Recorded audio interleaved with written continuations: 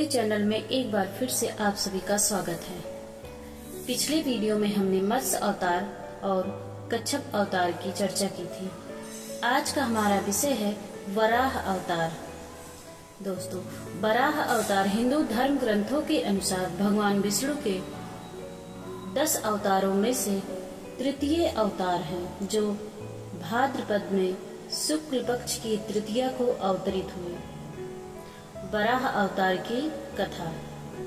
हिरण्याक्ष और हिरण्यकश्यप ने जब दिति के गर्भ से जुड़वा रूप में जन्म लिया तो पृथ्वी कांप उठी।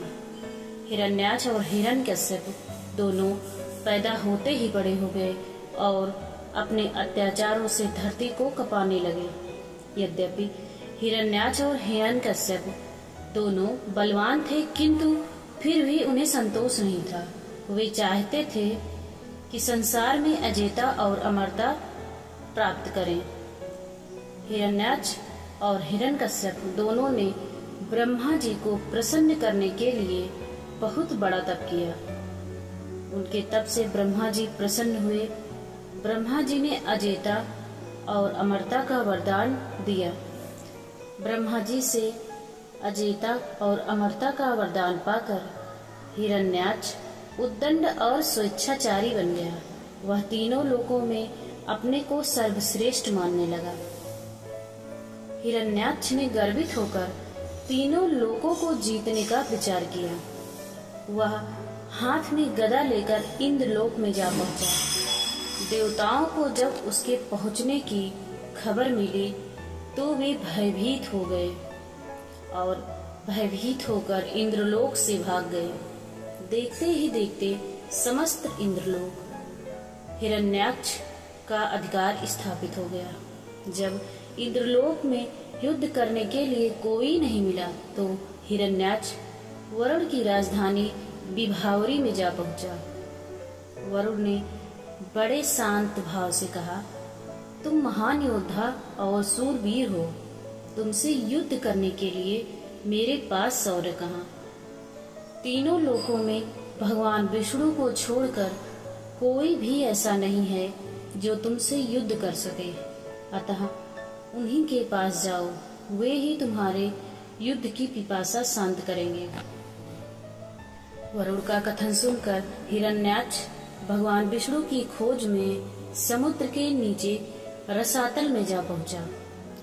रसातल में पहुंचकर उसने एक विस्मयजनक दृश्य देखा।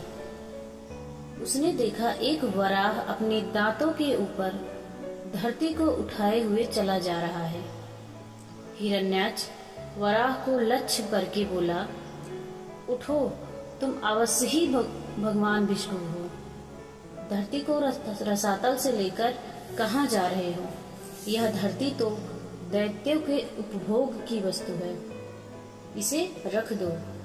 तुम अनेक बार देवताओं के कल्याण के लिए दैत्य को छल चुके हो, आज तुम मुझे नहीं छल सकोगे। फिर भी भगवान विष्णु शांत ही रहे। उनके मन में रंच मात्र भी क्रोध नहीं हुआ।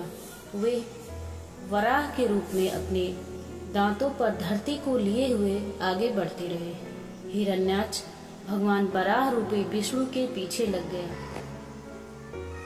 उन्होंने धरातल से बाहर निकलकर धरती को समुद्र के ऊपर स्थापित कर दिया। हिरण्याक्ष उनके पीछे लगा हुआ था, अपने वचन बाणों से उनके हृदय को बेध रहा था। भगवान विष्णु ने धरती को स्थापित करने के पश्चात हिरण्याक्ष की ओर ध्यान दिया।